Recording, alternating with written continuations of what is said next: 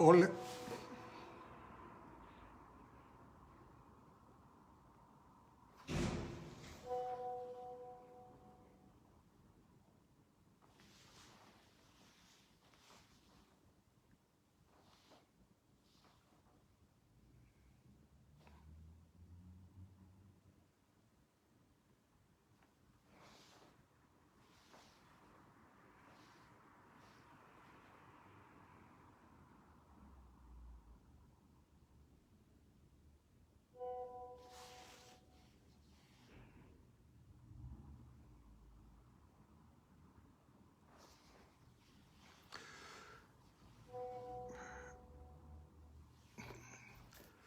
Buenas noches a todos.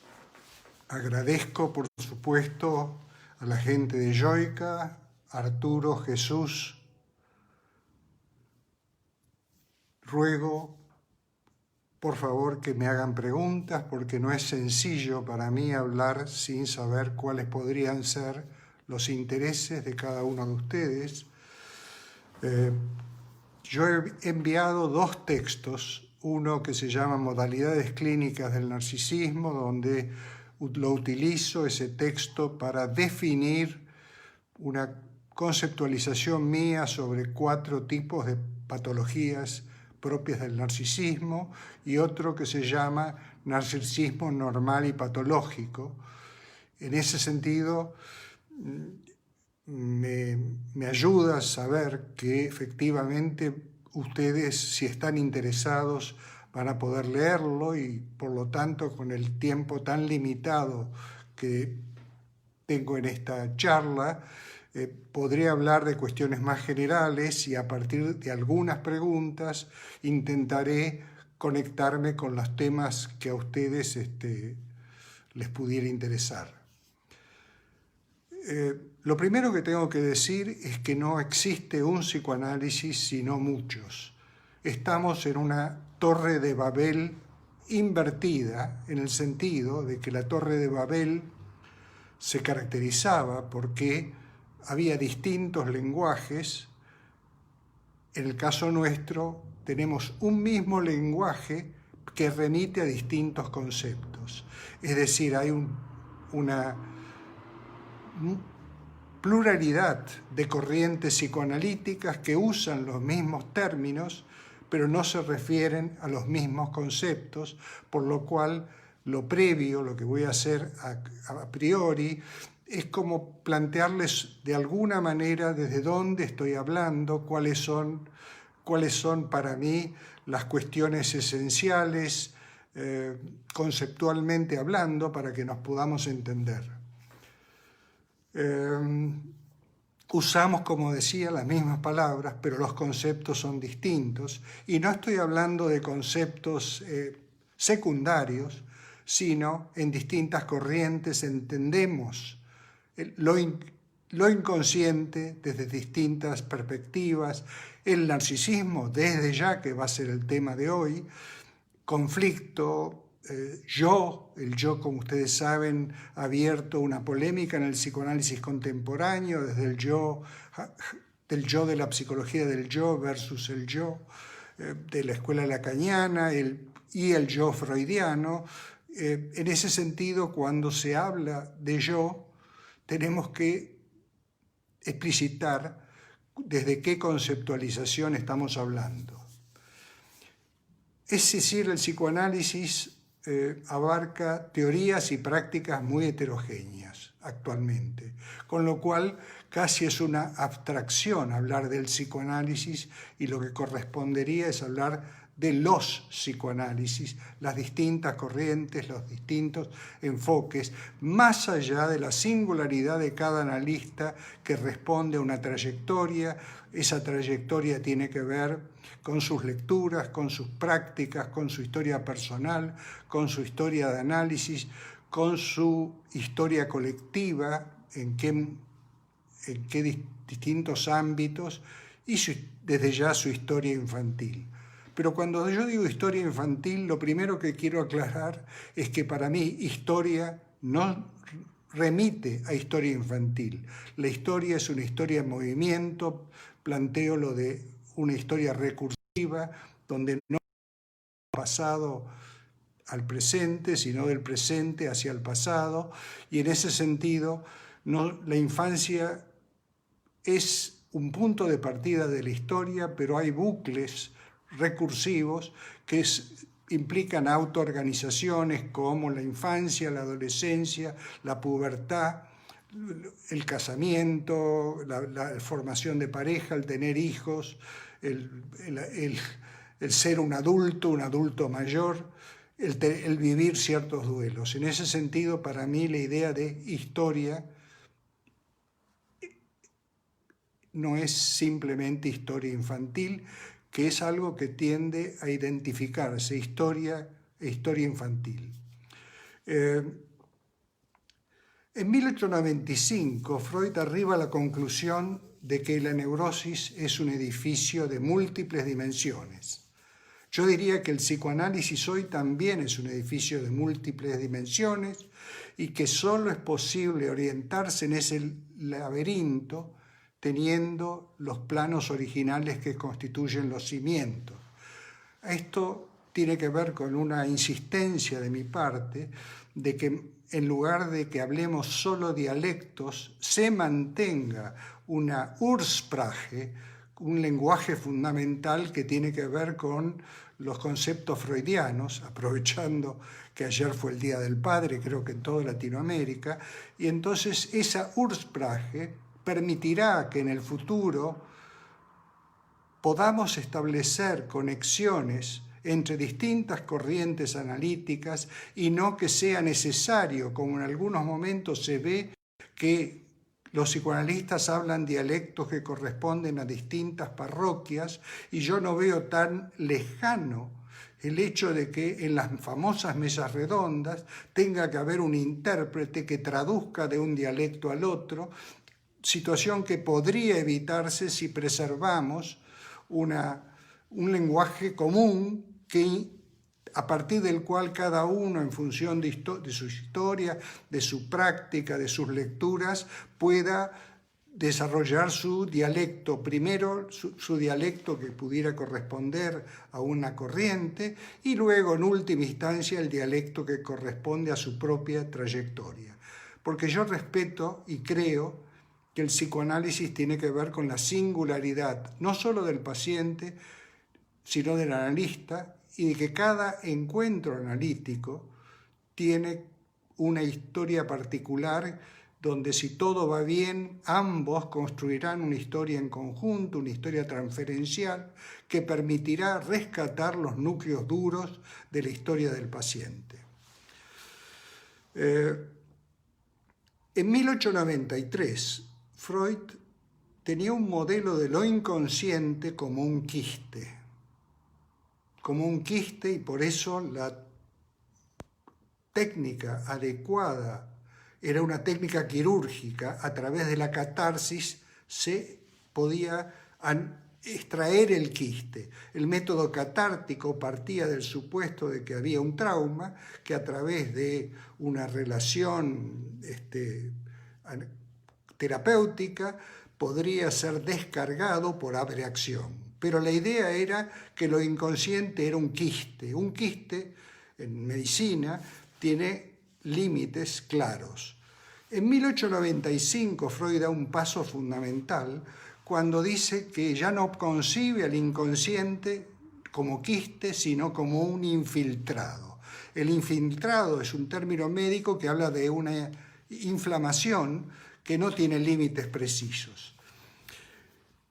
Y por lo tanto plantea ya en 1895, Psicoterapia de la histeria, que la meta del análisis no es que se produzca la abreacción, sino en disolver la resistencia para facilitar la circulación por un ámbito antes bloqueado. Disolver la resistencia y facilitar la circulación por un ámbito antes bloqueado. Y yo diría que esto, que además era el modelo terapéutico de Freud en ese momento, debiera ser el modelo que tenemos los analistas en nuestros intercambios entre distintas corrientes y con otras disciplinas, disolver las resistencias y permitir la circulación por ámbitos antes bloqueados. A mí me interesa permanentemente aclarar que si bien mis fundamentos tienen que ver con Freud, hoy en día el psicoanálisis, para el ejercicio del psicoanálisis, no basta con Freud. Es necesario incluir el complejo patrimonio post-freudiano, y esto implica una lectura crítica no solamente de la obra de Freud, sino una lectura que pueda lograr que distintos núcleos teóricos fundamentales puedan ser incorporados al patrimonio psicoanalítico. Yo creo que esto implica soslayar tanto el dogmatismo, que supondría que en la obra de un autor, sea Freud, sea Lacan, sea Klein, sea Winnicott, sea Kohut, está contenido la totalidad de la experiencia, donde yo ya escrito y ya pensado pueda suplantar a la escucha de la singularidad. Eso sería un pensamiento dogmático. Y también el eclecticismo, que tomaría y generaría una mezcla de distintas teorías sin una lectura previa crítica que destaque y privilegie los núcleos teóricos duros. A eso yo lo llamo, para entendernos, pluralismo crítico.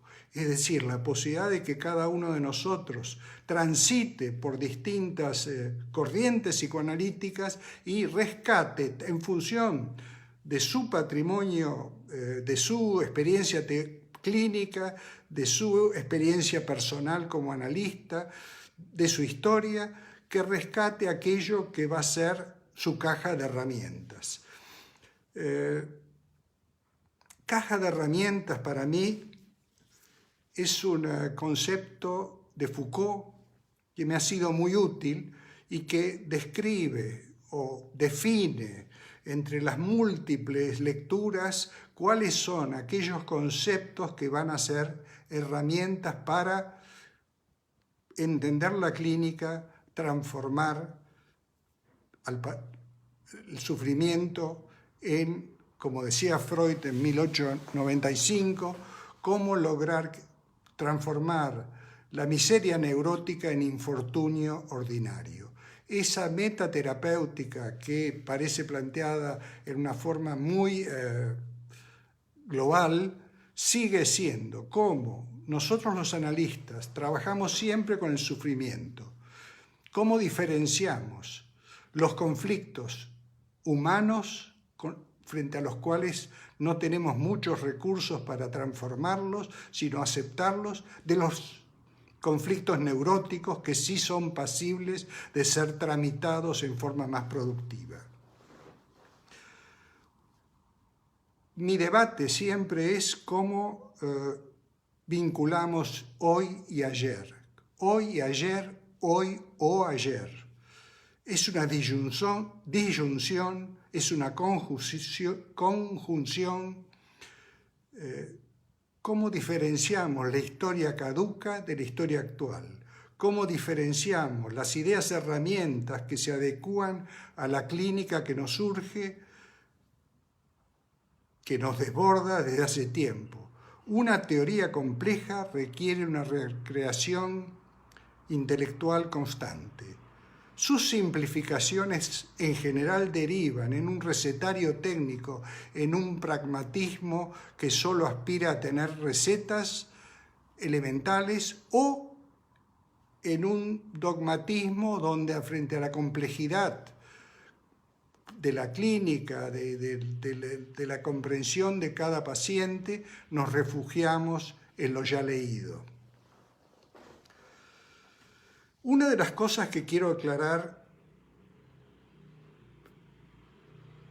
es cuál es, planteándolo en primer lugar como forma de introducción, cuál es de todo lo que voy a definir mi caja de herramientas centrales, cuáles son las problemáticas que vale la pena desarrollar antes de entrar en el concepto particular de narcisismo. Bueno, ¿cuál es la relación entre realidad y fantasía? ¿Cuántas teorías psicoanalíticas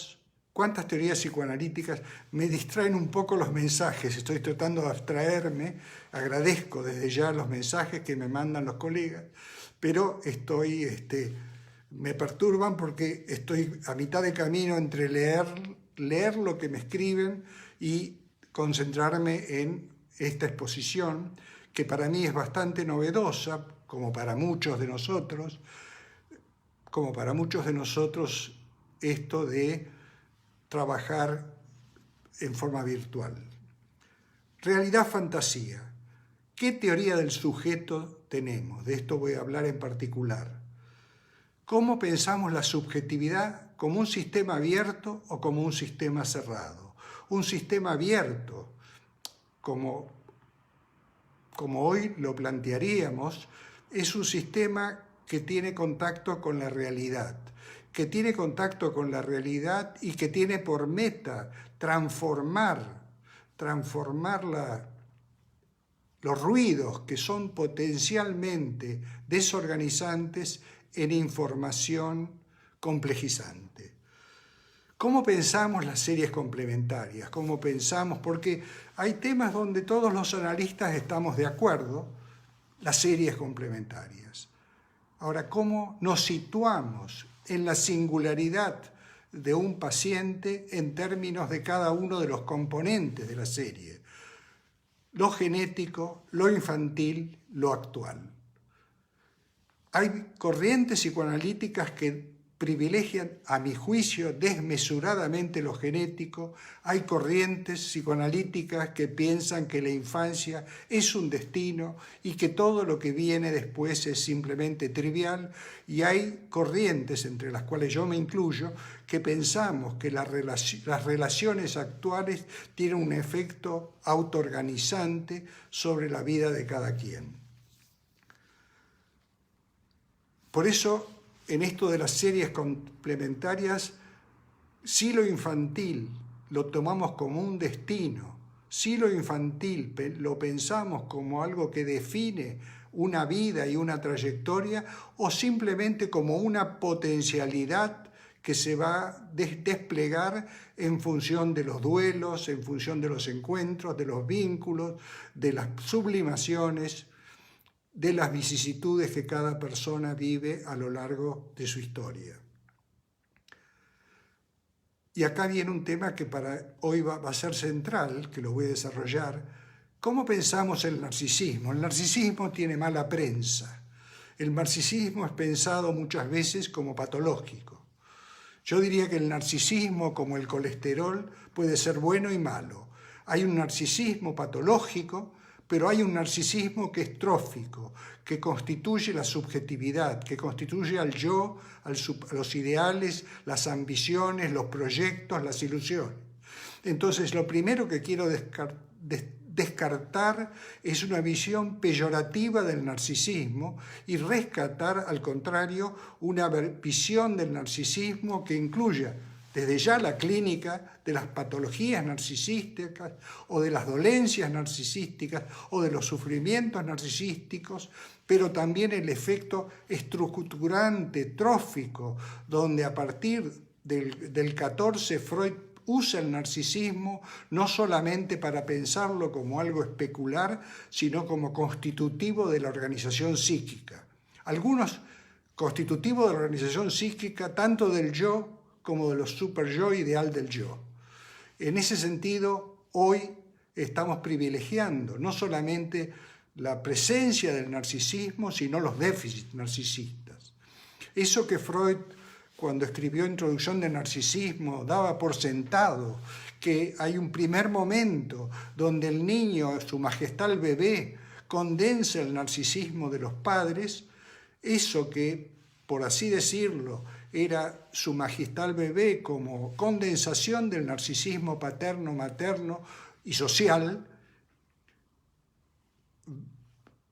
esa postura, pero él no se planteó, y ahí viene en nuestro auxilio el post-freudismo, ¿Qué pasa cuando esa majestad nunca llegó a ser ungida de ese narcisismo? ¿Qué pasa cuando esa madre depresiva, ese padre despectivo, ese padre ausente, ese padre adicto, alcohólico, en fin, cuando no se lo nutre a ese bebé y no se le permite ser su majestad, que después tendrá que ser destronado y entra a circular por el mundo y convierte su yo ideal en un ideal del yo que ya no coincide con el yo?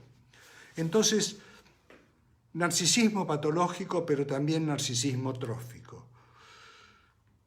Ese narcisismo trófico tiene que ver con la consistencia de las fronteras del yo, tiene que ver, y acá sí voy a adelantar algo de lo que yo llamo patologías del narcisismo, que yo intento definir 4 patologías narcisistas. Ustedes saben que Freud tuvo 2 maestros, Charcot y Bernheim. Charcot se dedicaba a describir, Bernheim se dedicaba a curar. Para Freud, Charcot era un visual. Como todo francés, le encantaba describir, pero Bernheim tenía un furor curandi. Freud, por el contrario, planteó que la diferencia entre él y la psiquiatría descriptiva es que lo que caracterizaba el psicoanálisis es hincar hasta la raíz del conflicto, y que es a partir del análisis del conflicto que intervenimos como psicoanalistas, es decir, comprendiendo los conflictos y desde ahí ayudando a tramitar mejor esos conflictos hacia situaciones menos empobrecedoras como el síntoma neurótico, y que logre tramitaciones de ese conflicto que tengan menos que ver con la repetición y más que ver con la diferencia y la creación.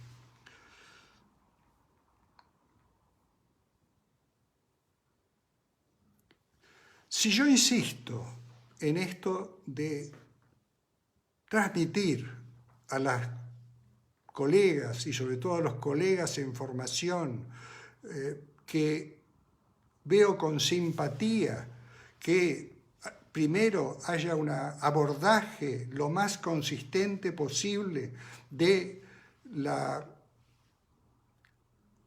teoría freudiana como fundamento para pensar, no como un cierre, sino como fundamentos para poder pensar más allá de Freud, más cerca, más lejos de Freud. Freud decía, en 1920, Freud decía que a veces los psicoanalistas con experiencia mandan a sus hijos, a sus discípulos al polo con ropas de verano. Yo veo muchas veces que muchos analistas en formación se ven enfrentados a la práctica con pocos recursos conceptuales, con pocas herramientas y con muchas teorías que solo sirven para el reconocimiento del grupo al cual pertenecen y no tanto para el conocimiento de la clínica y de aquellas problemáticas que tiene que desentrañar, porque la clínica, como siempre, Freud decía, verde es la vida y gris es la teoría. Nosotros muchas veces, y por eso muchas reuniones entre colegas son muy grises, porque hablamos de teoría en lugar de enriquecer nuestros intercambios con la complejidad que tiene la clínica, que es aquello que nos da una percepción de las complejidades y que nos hace en cada comienzo de terapia iniciar una aventura. Una de las cuestiones que creo importante es un malentendido básico. Estoy tentado de saludar a cada quien que me saluda, pero bueno, entonces me distraería, pero agradezco los saludos y eventualmente las preguntas. Uno de los malentendidos básicos en la obra de Freud es pensar que Freud solo se dedicó a las neurosis. Es increíble, porque a partir del año 14, Freud en el año 32 dice: durante el principio de mis teorizaciones me dediqué al inconsciente reprimido, pero a partir del año 14 empecé a trabajar sobre el inconsciente represor, no solamente sobre el inconsciente reprimido, sino sobre las instancias represoras, el yo y el superyo. Fíjense, a partir del año 14, Freud no se interesa tanto como en los primeros tiempos, como en lo que se llama la psicopatología primitiva, por las histerias, las obsesiones, las fobias, las neurosis actuales, las neurosis traumáticas, sino cuáles son los cuadros clínicos que le interesan a Freud en la medida en que tienen que ver con el yo y con el superyo. Paso a enumerar. Esquizofrenia, el año 14, introducción del narcisismo. Paranoia, hipocondría, melancolía, masoquismo, fetichismo, perversiones, inhibiciones.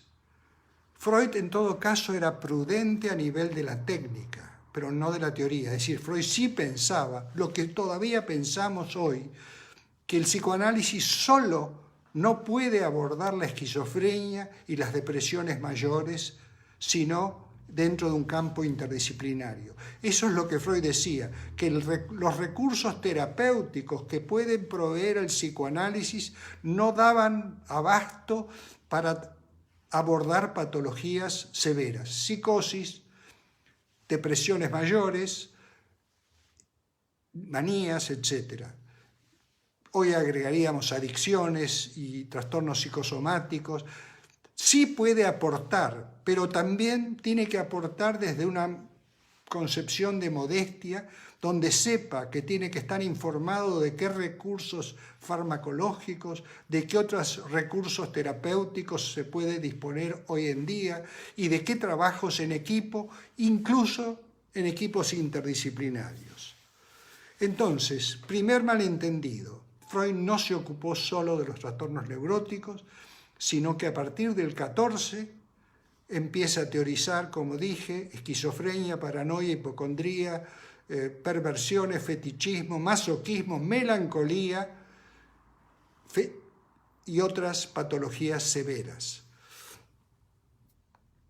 Durante la primera época, hasta el año 10, Freud efectivamente le interesaba el narcisismo como elección de objeto. Recuerden Leonardo. Leonardo, para Freud, era el ejemplo típico de una elección narcisista de objeto. ¿Qué quiere decir una elección narcisista de objeto? ¿Qué quería decir para Freud? Quería decir alguien que tenía que ver con lo que yo había sido, un duelo no elaborado, diríamos hoy, con lo que yo soy, alguien que me elijo como objeto especular, con lo que yo anhelo ser, ideal del yo, y con la persona que fue parte de uno mismo. Y ahí pensaba él, erróneamente, la relación madre-hijo como una relación narcisista. Yo diría que la relación madre-hijo es una relación objetal con recubrimiento narcisista. A la inversa, esa madre fálica que esperó la llegada de su hijo para sentirse completa, esa madre que no puede tolerar al hijo como otro, como Pierre Lanier, como un nuevo nacido, como alguien que nació y que no reproduce en forma especular lo que ella fue, ni lo que su madre fue, sino que es alguien nuevo, y entonces ahí sí se produce la posibilidad de festejar la alteridad del niño. En ese sentido, primera definición de Freud de elecciones narcisistas. Lo que uno fue, lo que es uno, lo que uno pretende ser, elecciones tipo ideal del yo, la persona que fue parte de uno mismo. Hoy en día, si yo tuviera que decir que es una elección narcisista, iría mucho más allá de estas 4 opciones que da Freud. Diría que primero que todos tenemos elecciones narcisistas, objetos que cumplen una función narcisista en el psiquismo. Pero diría que hay elección narcisista cuando lo predominante es que el objeto tiene una función fundamental tanto en mi autoestima o en mi identidad. Cuando Freud escribe Introducción del narcisismo, en la parte final habla de la curación por el amor.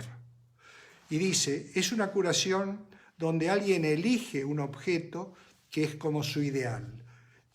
Y no sería una salida del todo insatisfactoria, sino en la medida en que trae una invalidante dependencia del objeto amado. Yo propongo leer Duelo y Melancolía casi como una novela policial. Duelo y Melancolía lo escribe un año después que Introducción del narcisismo y cuenta qué le pasa a aquel que cuando pierde un objeto el yo se empobrece. O sea, esa famosa curación por el amor, donde se elegía un objeto para que ese objeto cumpliera una función narcisista, cuando se lo pierde, no es solo una pérdida de un objeto, sino un cataclismo yoico. Por eso Freud decía en Duelo y Melancolía que para que haya una melancolía, o llamemos una depresión grave, o una depresión, tienen que darse tres condiciones. Que haya pérdida de objeto, que haya ambivalencia y que haya una elección narcisista. Porque al haber una elección narcisista, al perder al objeto, no es solo una pérdida del objeto, sino una pérdida de aspectos yoicos en el objeto. Por supuesto, podríamos decir también que en alguien que ante una pérdida de objeto hace una esquizofrenia, ha hecho una elección narcisista, porque el objeto era prótesis de su propia identidad.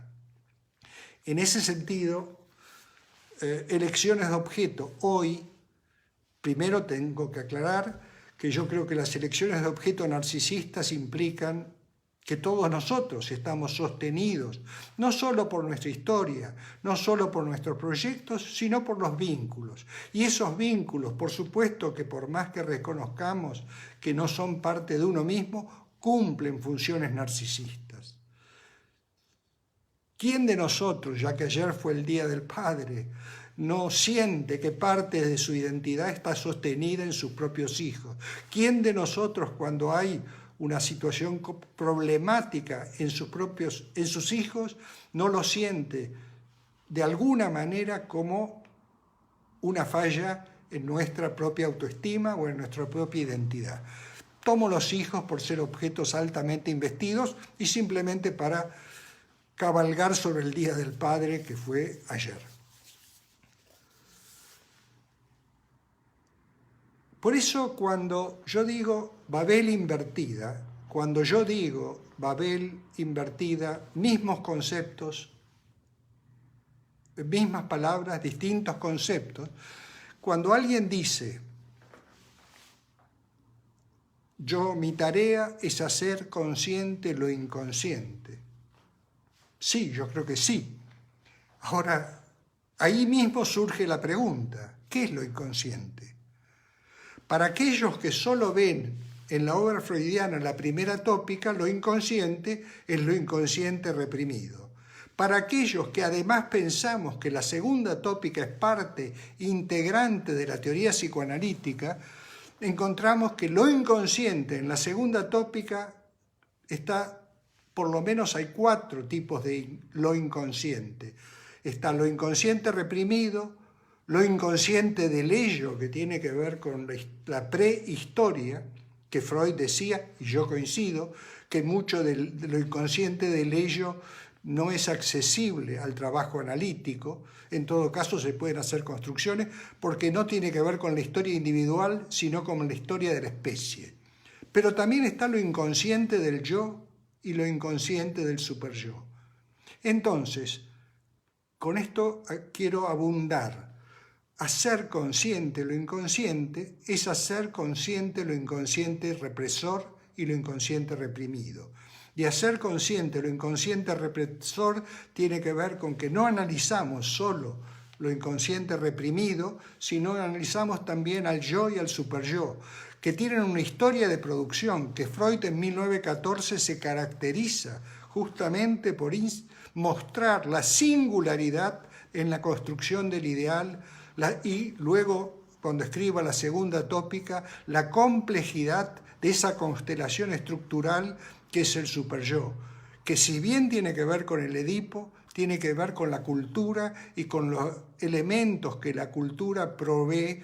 Dice una frase, tomándolo del Día del Padre, al principio, durante el Edipo, los padres somos sujetos ideales.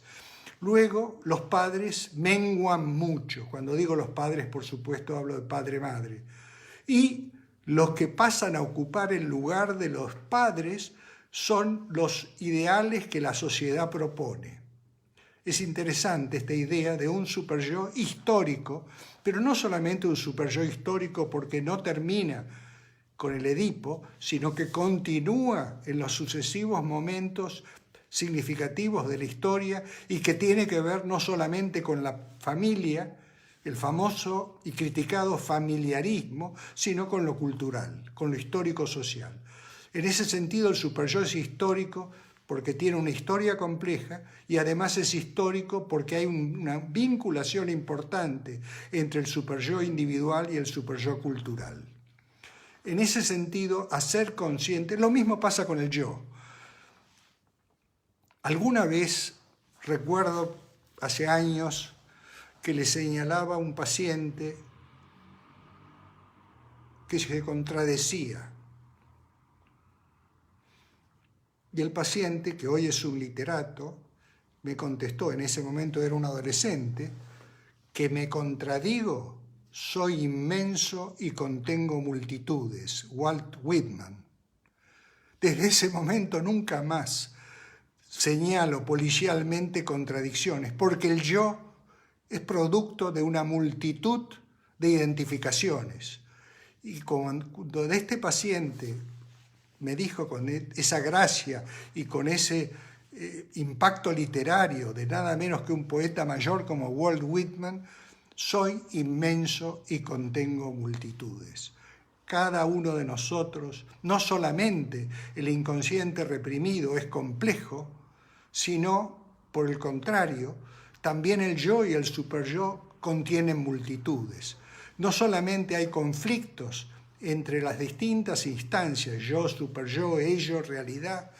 Con esto le estoy dando mi definición de sujeto, que no es el sujeto del inconsciente reprimido, es un sujeto complejo con 4 instancias: yo, ello, superyo, realidad.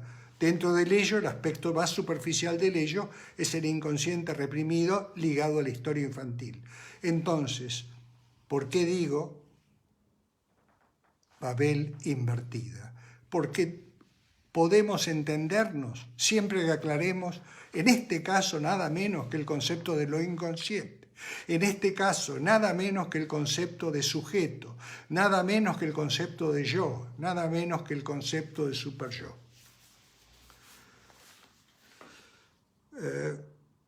Cuando Freud avanza en su teoría, no solamente no descarta la primera tópica, sino que trata de articularla con la segunda y llega a decir algo que para mí es fundamental.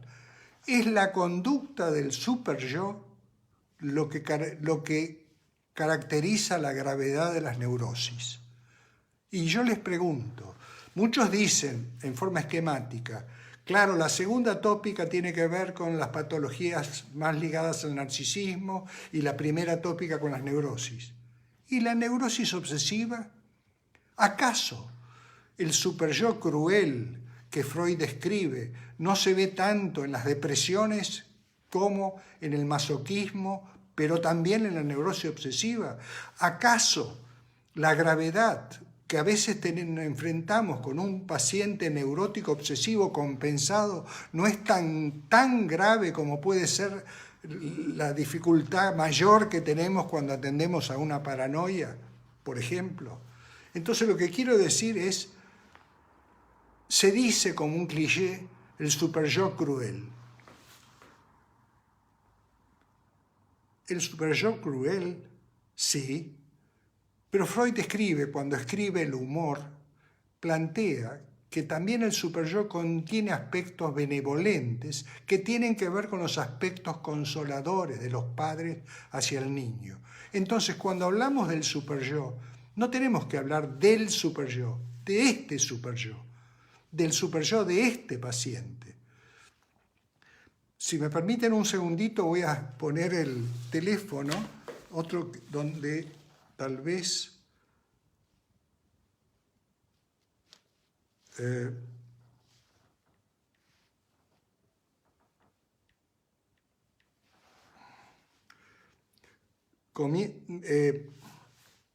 el narcisismo, a veces voy a retomar las preguntas para que los podamos compartir esta experiencia. Eliana Sabán, el narcisismo a veces se le vuelve en contra hacerlo. ¿Qué relación hay entre narcisismo trófico y carácter? ¿Qué relación hay entre el carácter si no es el precipitado de identificaciones? Y si las identificaciones y el narcisismo no van juntos, aun cuando uno no piense en un narcisismo que simplemente tiene que ver con lo endógeno, sino un narcisismo que tiene que ver con líbido objeto que deviene líbido yoica. Entonces, identificación y narcisismo son dos caras de la misma moneda. El yo se constituye a través de las identificaciones, pero se constituye también en función del líbido objeto que pasa a ser líbido yoica. O invirtamos un poco las cosas para jugar. Lo que somos transferencialmente para los objetos. Yo diría, y acá sé que voy a entrar en una formulación un poco polémica, que la historia identificatoria de cada quien condensa lo que fuimos transferencialmente para los objetos significativos. No solamente es la libido que yo puse en el objeto, sino qué representé yo transferencialmente para papá, mamá, mi pareja, mis hijos, mis vínculos. Eso constituye el carácter. ¿Cómo se construye el carácter? Como una multiplicidad de identificaciones, como una multitud, como diría Walt Whitman, compleja, que tiene que ver con la historia de los vínculos significativos y lo que representamos para esos vínculos significativos. Pregunta María Soledad, ¿hay otras instancias estructurantes de la subjetividad que también son variables a pensar? Lo institucional, escolar y las figuras que allá intervienen alteran positivo o negativamente una subjetividad. Por supuesto que sí.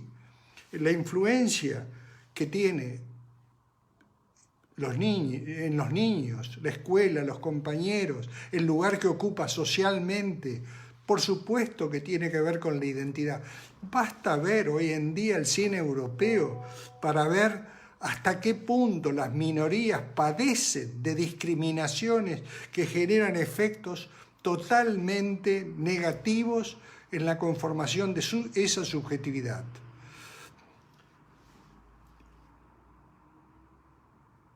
¿Qué participación tiene el padre en el narcisismo? Me pregunta Cristian.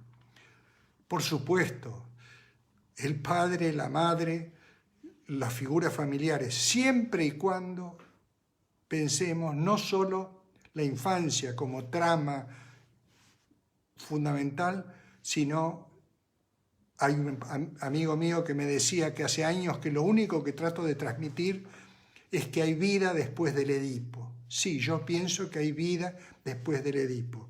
Yo pienso que todos nosotros efectivamente vamos recibiendo a lo largo de nuestra vida proyecciones, identificaciones. Ahora me confundo porque aparecen preguntas de ambos lados. Identificaciones de personajes significativos. Y por supuesto que la escuela es fundamental. Gracias por responder, me dice María Soledad. Expresarse más en relación a la instancia de la realidad como una ampliación de la tópica. Sí, tal vez esto los pueda confundir, pero voy a intentar contestar las preguntas. Freud, cuando escribe El yo y el ello, dice que hay 3 vasallajes del yo. Un vasallaje tiene que ver con el inconsciente reprimido y dice que en relación a ese vasallaje está la angustia neurótica. Otro vasallaje tiene que ver con el superyo y dice que esa es la angustia frente a la pérdida de amor del superyo. Y otro vasallaje tiene que ver con la realidad y él lo llama angustia real. En ese sentido, cuando pensamos la segunda tópica, la pensamos con los 3 angustias: la angustia ligada a la realidad, la angustia ligada al inconsciente reprimido, la angustia ligada a la pérdida de amor del superyo. Y no solamente, por así decirlo, diría yo,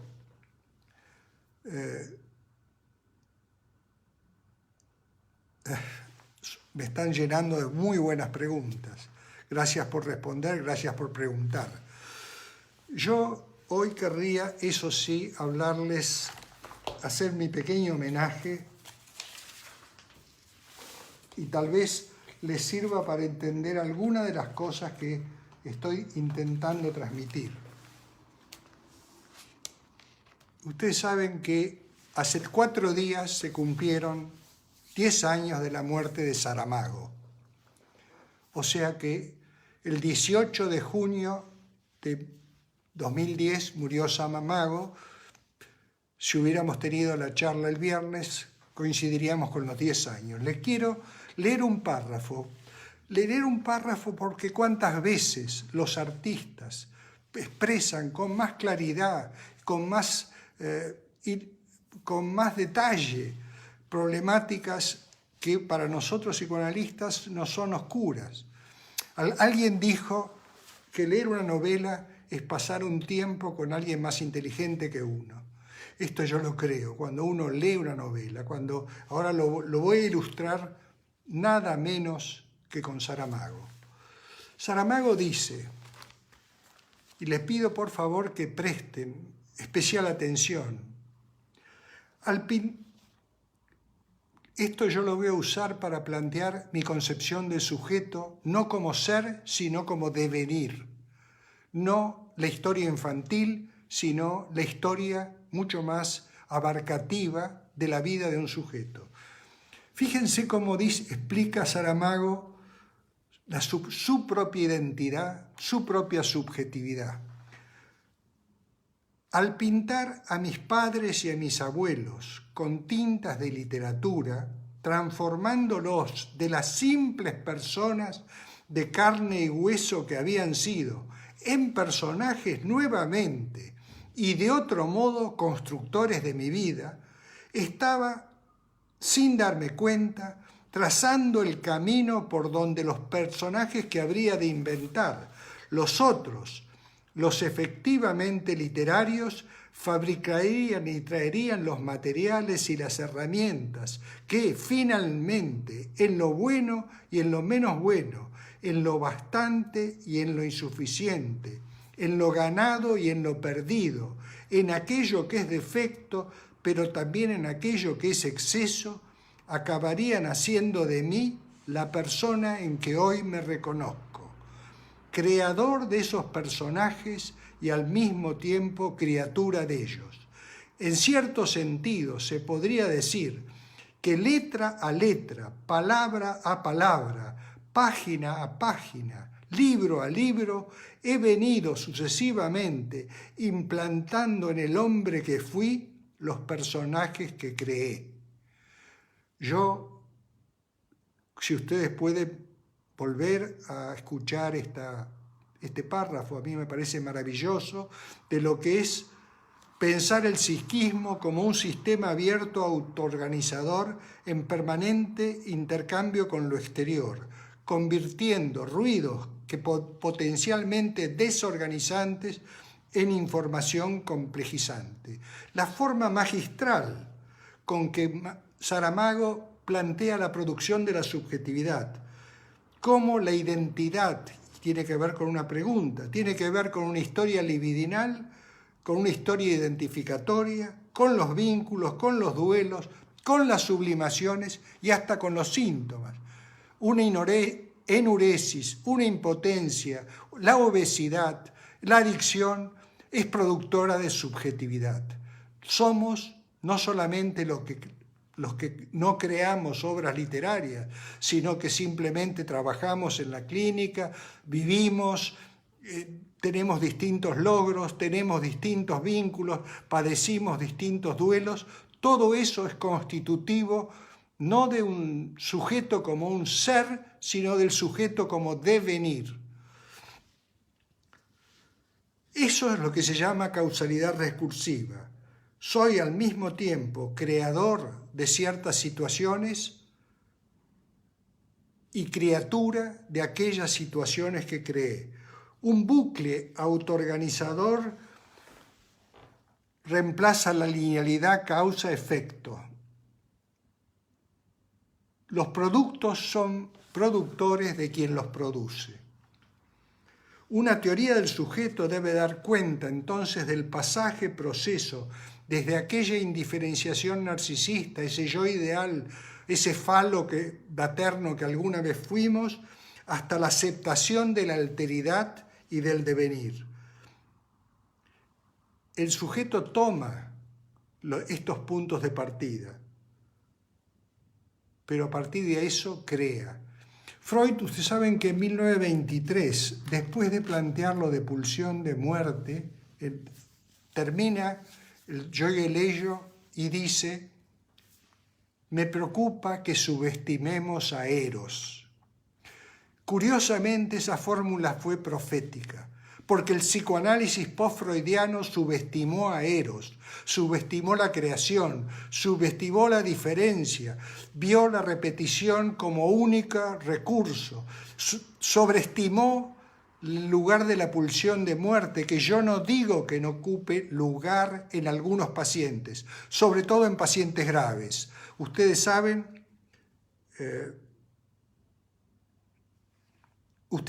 que cuando Freud tiene que definir la regresión, ahí hubo una pregunta, ¿de qué libro fue citada esa frase de Saramago?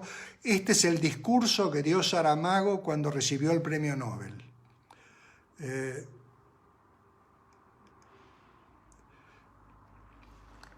Quiero decir con todo esto, me preocupa que subestimemos a Eros.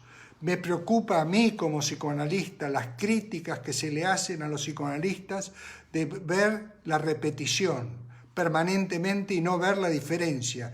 En el año 73, Gilles Deleuze llegó a decir: ¿qué les pasa a los psicoanalistas que se han convertido en policías de la repetición sin ver cómo el interior de la repetición está afectado por la diferencia? Y yo creo que esta es una de las críticas que se le ha hecho al psicoanálisis, de subestimar la dimensión creativa. Fíjense, Freud empieza, 1895, a hablar del síntoma, luego pasa al sueño, psicología, o sea, de la psicopatología pasa al sueño, que es un funcionamiento normal de la vida psíquica. Pero en 1905 escribe el chiste, y el chiste ya es una formación de compromiso que tiene que ver, por supuesto, con lo inconsciente, pero también con la realidad y con que el retorno de lo reprimido no produce angustia sino placer en la medida que uno le cuente el chiste a alguien de la parroquia. Nada más frustrante que contarle un chiste a alguien que no comparte las mismas referencias. Lo que quiero decir con esto es que no solamente en 1905 Freud escribe el chiste, sino que en 1910 escribe Narcisismo y dice: no es que tenga por... opongo a uno de los grandes de la humanidad, Leonardo, y para no remitirme al frágil material humano de mi consultorio. ¿Y qué es lo que dice Freud en Leonardo? Que la creación artística también está ligada a la potencialidad de lo infantil, o sea, de la patología a la normalidad, pero finalmente la creación. El chiste inaugura una serie que continúa con la sublimación, con el humor, con los juegos, con los vínculos, donde no solamente la historia se da en el contexto de la repetición, sino que a la repetición se le agrega la creación. Yo me avergüenzo de que cuando era joven había estudiado Althusser, que ustedes saben, una mentalidad brillante, pero era representante del estructuralismo en el marxismo. Althusser tenía una frase que yo llegué a citar: el antiguo futuro sujeto. Ahora, si ustedes analizan la frase antiguo futuro sujeto, un chico nace y es antiguo y ya está su futuro marcado por lo antiguo. ¿Advierten el fatalismo que había en el estructuralismo, la anulación de la historia y de los aspectos creadores? Si alguien nace, ya está puesto en un lugar y el futuro ya está escrito, sea por la genética, sea por los astros, sea por la estructura, sea por el ADN. No hay historia, no hay creación, no hay novedad, no hay proyecto, no hay libertad. Por eso también tenemos que cuestionar el estructuralismo en psicoanálisis, porque en el contexto de la Francia de la década del 50 tenía que oponerse el estructuralismo al existencialismo. El existencialismo, por el contrario, hablaba de libertad, de toma de conciencia, de proyecto y de posibilidades de construir cada quien su propio futuro. La frase famosa de Sartre, que la historia es lo que hacemos con lo que aquellos que nos produjeron en nosotros, pero donde la responsabilidad y pensar en un sujeto que es protagónico, que no es simplemente un sujeto que se limita a repetir aquello que le fue inoculado, y eso es combatir el determinismo. Entonces, vuelvo. Postular un determinismo causal absoluto implica que todo fenómeno puede ser predicho. ¿Cómo pensar entonces el advenimiento de lo nuevo? No hay por qué optar entre un psiquismo determinado y un aleatorio. No hay por qué anular la historia, la creación, no hay por qué pensar nuestros pacientes como aquellos que no hacen más que repetir lo que pasó con los primeros objetos. No digo que no exista la neurosis de destino, existe la neurosis de destino, pero no todos nuestros pacientes padecen de una neurosis de destino. La mayoría de nuestros pacientes, por el contrario, han producido a partir de su infancia creaciones, novedades, diferencias.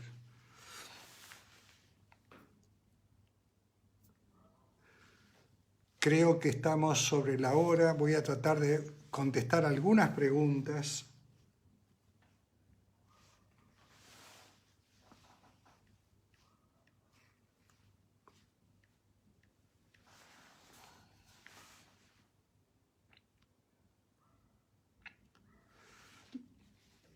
Bueno, hay muchas preguntas y muy interesantes. Voy a aprovechar también para definir, si es que ustedes se sienten estimulados por esta exposición, lo que pueden leer con más detalle en modalidades clínicas del narcisismo. Yo defino 4 patologías narcisistas. Una primera patología narcisista tiene que ver con la consistencia del yo con la identidad. En esa patología narcisista se engloban 3 cuadros: la esquizofrenia, que es la ruptura del yo, la regresión más allá del narcisismo al autoerotismo, decía Freud; la paranoia, que es un esquizofrénico que triunfó. El paranoico consigue, a través de un delirio persecutorio, preservar la unidad del yo. Y la tercera patología, que tiene que ver con la identidad, es algo tan frecuente actualmente como son los pacientes borderline, que no tienen un yo desintegrado, pero tienen un yo frágil, un yo avasallado, que no puede tramitar los conflictos que le propone la realidad, lo inconsciente y el superyo. Primera patología narcisista: consistencia del yo, identidad. Para que vean la complejidad que tiene cuando decimos que alguien es narcisista, es nada más que un comienzo. Falta decir de qué manera padece y tiene un padecimiento narcisista. Segunda patología narcisista, las depresiones. Acá ya no está en juego la identidad, sino el valor del yo. Acá ya no está en juego la consistencia del yo, sino la relación entre el superyo y el yo. Es alguien que está permanentemente. Las depresiones, lo digo en plural, para quitarle a la industria farmacéutica el monopolio de la depresión. Ustedes saben que los antidepresivos son eficaces en las depresiones mayores y la eficacia de los antidepresivos en las depresiones leves y moderadas está cuestionada por estudios ya publicados. Pero entonces, las depresiones en plural, no cedamos las depresiones a los psiquiatras biologicistas ni a la industria farmacéutica. Pero es una problemática narcisista porque tiene que ver con el amor del yo por sí mismo, tiene que ver con la diferencia que hay, el conflicto predominante es las exigencias superyoicas y en ese sentido, cuando Freud decía qué es lo que diferencia un duelo de una depresión, decía que en el duelo normal hay una pérdida de objeto, en la depresión se le agrega una pérdida de la autoestima. Segunda patología narcisista. Tercera patología narcisista. Ya no tiene que ver ni con la consistencia del yo, ni con el valor del yo, sino con la no construcción de la alteridad. Son aquellas personas que van por la vida no pudiendo diferenciar al otro de sí mismo. No estoy hablando de problemáticas psicóticas, estoy hablando de lo que nos consultan permanentemente en terapia de parejas. Yo le hablo y no me escucha, o escucha a la madre, o escucha otra cosa. En ese sentido había un chiste en una de esos etiquetas que se pegan en los autos, que decía, mi mujer dice que no le presto atención o algo por el estilo. Lo que quiero decir con esta tercera patología narcisista es que habitualmente, si ustedes le preguntan a la gente ¿quién es un narcisista? Y va a decir, y aquel que anda por el mundo no conectándose con los otros, sino proyectando en el otro lo que él es y no pudiendo escuchar. Si algo tendría que caracterizar a un psicoanalista, es la posibilidad de escuchar al otro como otro. Si alguna función tendría que tener el análisis del analista, no es que sea un sujeto sano, curado, sin conflictos, sino que pueda escuchar a sus pacientes desde la singularidad del otro y no como una proyección de su propia imaginería narcisista. Cuarta patología narcisista, y con todo esto lo pueden leer más desarrollado en modalidades clínicas del narcisismo, tiene que ver con las inhibiciones. Ustedes saben que Freud describió en el 26 inhibición, síntoma y angustia. Hay muchos desarrollos con respecto a los síntomas, los afectos, entre ellos la angustia, pero pocos con respecto a las inhibiciones. Esta patología tiene que ver con inhibiciones yoicas. La inhibición de la función yoica puede tener que ver con dos orígenes distintos. O porque alguien nació en una familia donde no invistieron funciones yoicas, por ejemplo en un medio machista donde las niñas no tienen que pensar o donde los varones no tienen que sentir. Estoy hablando de caricaturas desgraciadamente existentes todavía. O alguien que por exceso de sufrimiento hubo una función yoica que se fue desinvistiendo.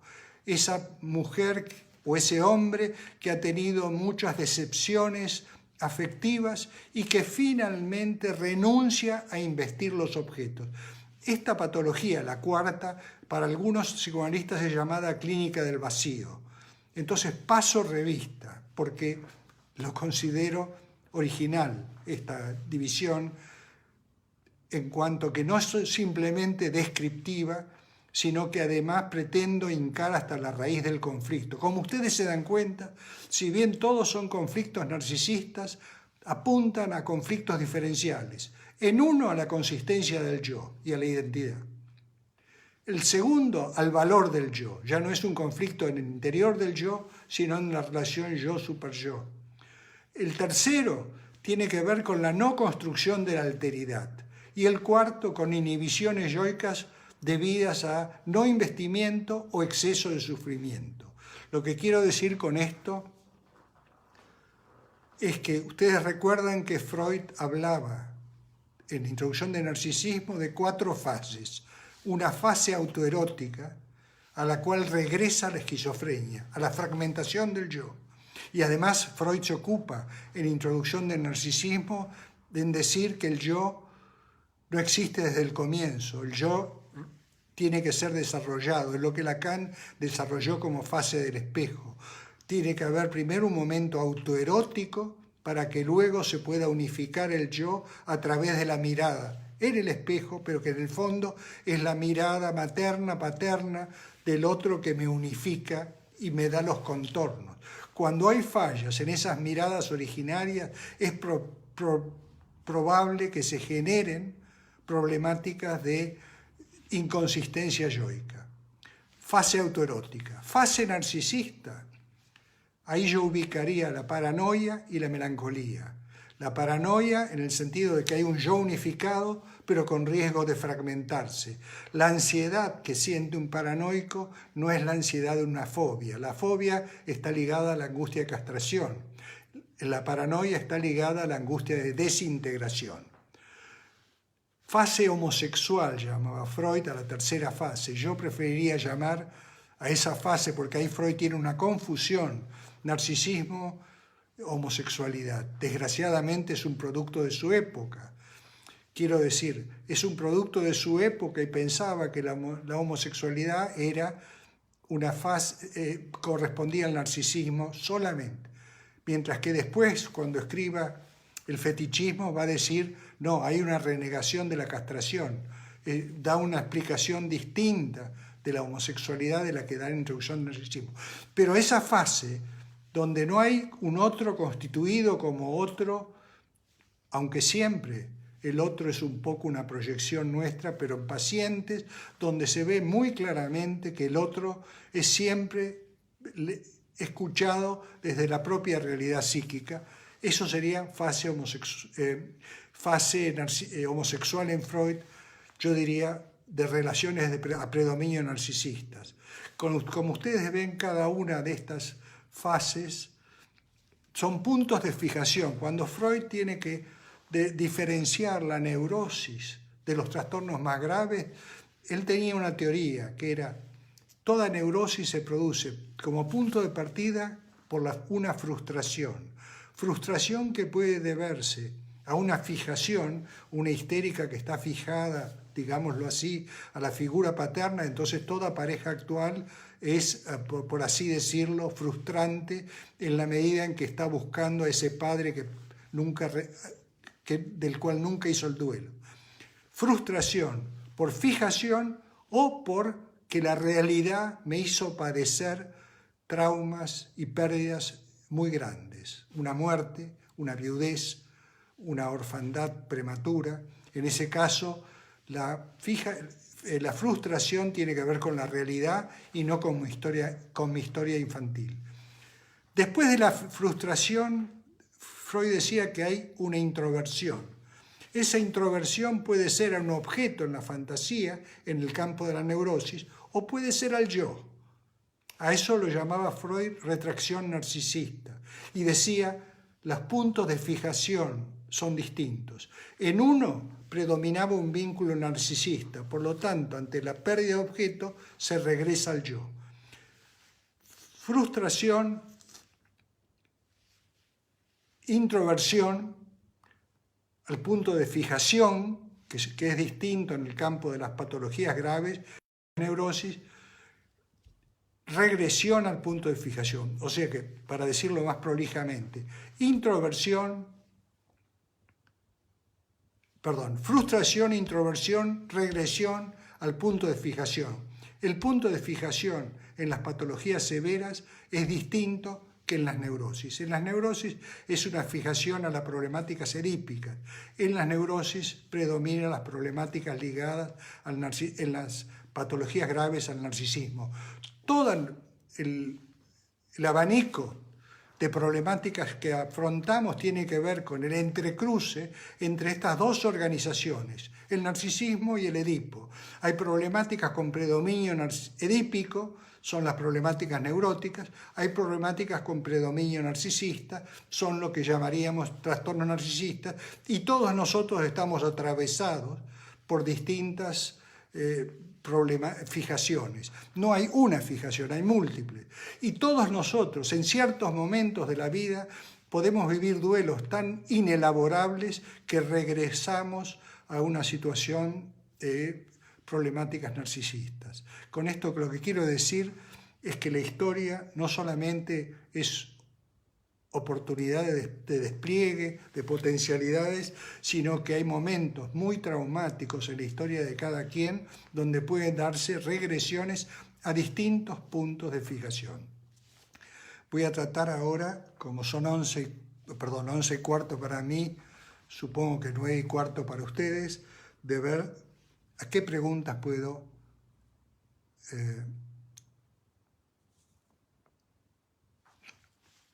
perdón, 2, 0.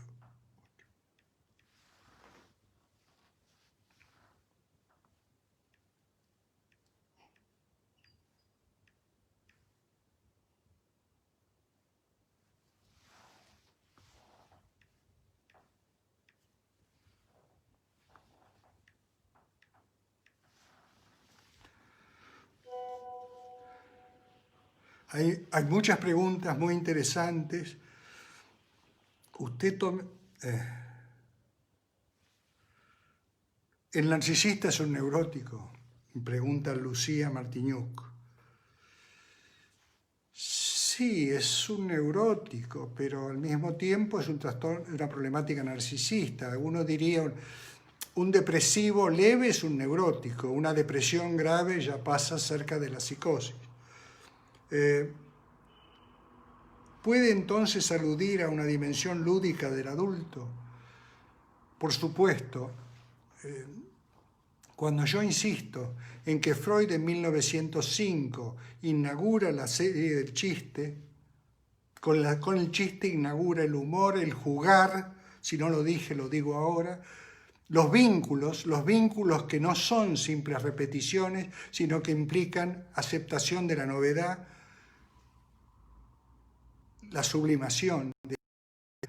Y en ese sentido el jugar como tal, justamente, yo a veces insisto en esto del jugar, porque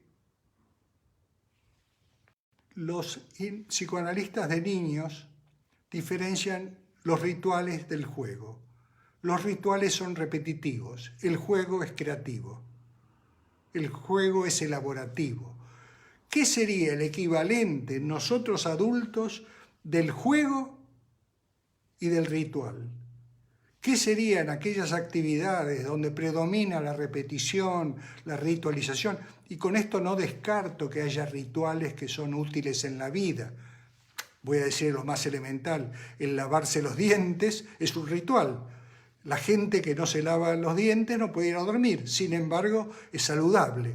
El hacer actividad física puede ser un hábito, un ritual, pero es saludable. O sea que no estoy descalificando los rituales, estoy planteando que en los rituales predomina las repeticiones, mientras que en el juego, junto con la repetición, hay creación. Y así como los psicoanalistas de niños diferencian los rituales del juego, nosotros como psicoanalistas de adultos debemos diferenciar qué son los rituales en un adulto y qué es aquello que tiene un carácter lúdico, creativo, como las sublimaciones, como el jugar, como los vínculos, como el encuentro, como las situaciones donde nos enfrentamos a la lectura, al placer, etcétera, etcétera. No somos especialistas en sufrimiento, somos especialistas en la tramitación de conflictos. Y hay el tercer tiempo de la represión, Freud diferenciaba aquellos retornos de lo reprimido ligados al sufrimiento, como los síntomas, como las repeticiones, de aquellos retornos de lo reprimido ligados al placer y a la creación, como la sublimación, como el chiste, como el juego, como los vínculos, como la sexualidad, por supuesto. Como la sexualidad tiene rituales, pero también tiene creación. Entonces, voy a tratar de seguir con las preguntas. O sea que lo lúdico, casi diría como tanto insistió Winnicott, sería la meta, lograr que alguien juegue, lograr que un paciente pueda jugar. Y jugar tiene que ver con innovar, con tener placer en sus actividades, con un placer que nunca está desvinculado de lo infantil. Fíjense, yo quería insistir en esto, ¿no? Cuando hablamos de la relación madre-hijo,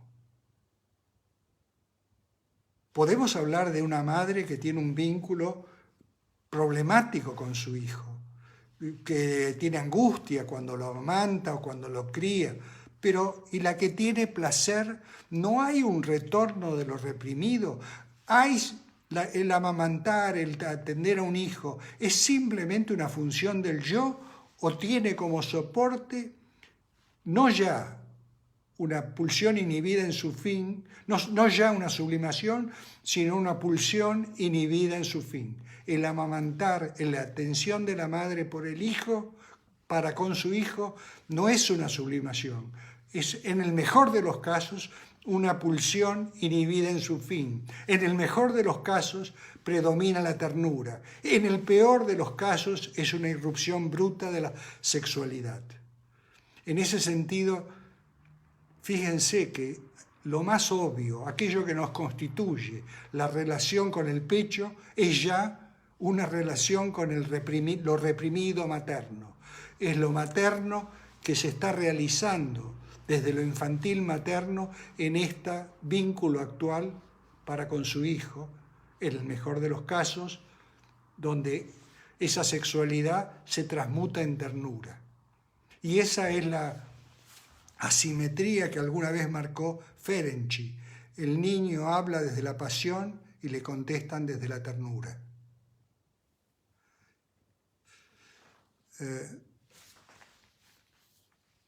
Voy a tratar de...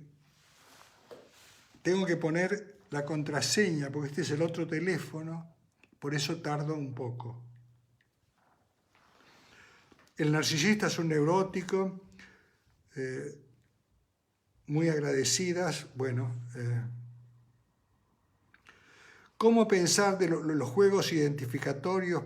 Pregunta Raquel Moreno, con la constitución del narcisismo. Y por supuesto, el narcisismo tiene que ver con el placer en los vínculos, en la posibilidad de vincularse con el otro, y ese placer identificatorio tiene una dimensión erótica y por lo tanto una dimensión donde la libido de objeto pasa a ser libido yoica y la libido del objeto me inviste narcisísticamente. ¿Y cómo se trabajaría para que un esquizofrénico reconociera su yo? Estamos en un tema complejo.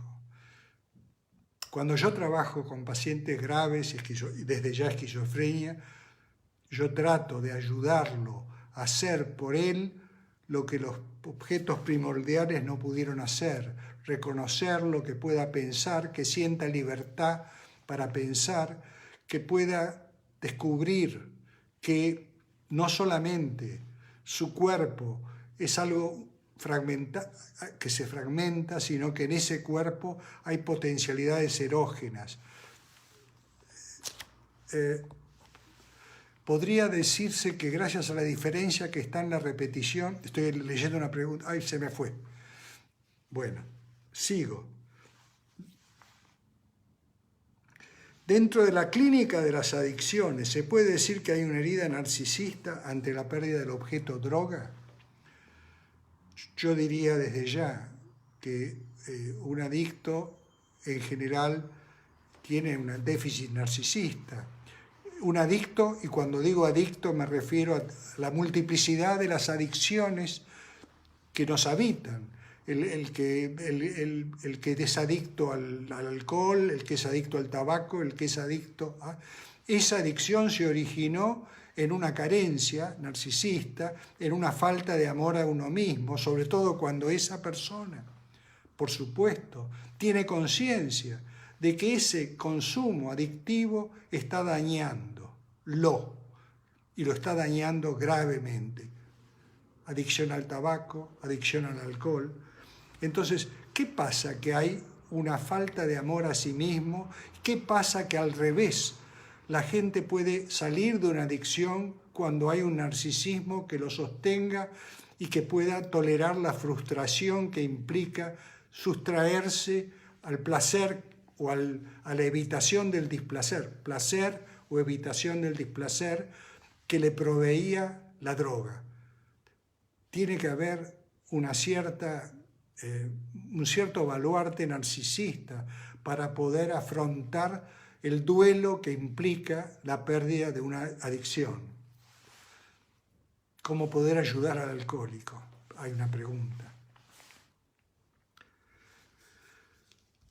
Trabajando, conteniendo, narcisizando, ayudándolo a que en los momentos de angustia no sea esa vía, la vía del consumo alcohólico, haciéndole ver que si bien el alcohol puede traerle un alivio momentáneo, el alcohol va a tener un efecto depresógeno, porque lo va a deprimir en su autoestima, porque va a hacer que tenga que perder objetos, va a tener que perder... Y acá quiero dedicar una palabra a la problemática de la autoestima. La autoestima, decía Freud, es un compuesto. Está sostenido en tres elementos. El narcisismo, la narcisización, que acá yo diría no es solo la narcisización infantil, sino quién fue este niño en la escuela, perteneció a una minoría, en qué medida fue amado por los otros, un aspecto del autoestima. Segundo aspecto, logros yoicos. Esa persona que teniendo un déficit narcisista en cuanto a su historia, tiene hoy ciertos logros que son significativos y que le permiten compensarse narcisísticamente. Y el tercero, que decía Freud, yo voy a agregar un cuarto, eran los vínculos. Aquellas personas que teniendo un déficit narcisista consiguen a través de los vínculos sostener su autoestima. Por eso Freud se equivocó con las mujeres. Dijo, la mujer es más narcisista que el hombre. Y se equivocó porque en la Viena de 1914, efectivamente la mujer era más narcisista que el hombre en cuanto a los vínculos, porque su autoestima y su identidad estaba dada por la pareja que constituía.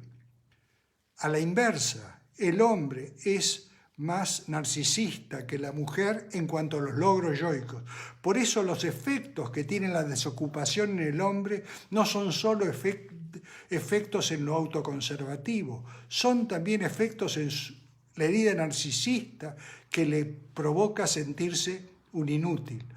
Por eso Freud decía, los padres le pedirán a la niña le exigirán a la niña que se case con un príncipe y al varón que sea un héroe. Por eso yo digo, en el caso argentino, que el ideal femenino es Máxima, la que realmente se casó con un príncipe, ahora rey. Y el caso masculino sería Messi o algunos héroes, por así decirlo, que lograron por cuenta propia ciertos desarrollos excepcionales. Pero a la inversa, aquel hombre que se casa con una mujer simplemente por lograr a través de esa mujer el logro, no tiene, el marido de la duquesa de Alba no es alguien muy valorizado.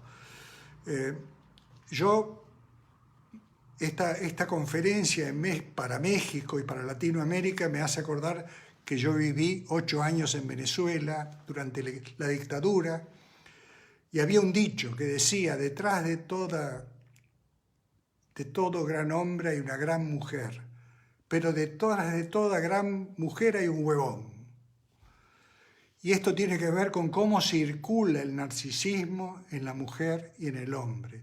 Cómo es en la compensación narcisista, la historia de narcisización, el lugar que tienen los logros, el lugar que tienen los vínculos.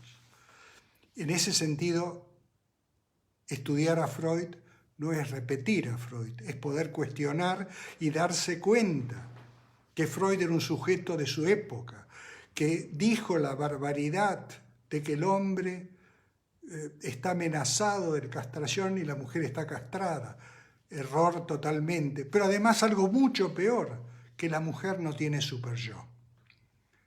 ¿Quién podría sostener hoy, 2020, que la mujer no tiene a veces un superyo que puede ser tan severo y tan exigente como el de un hombre?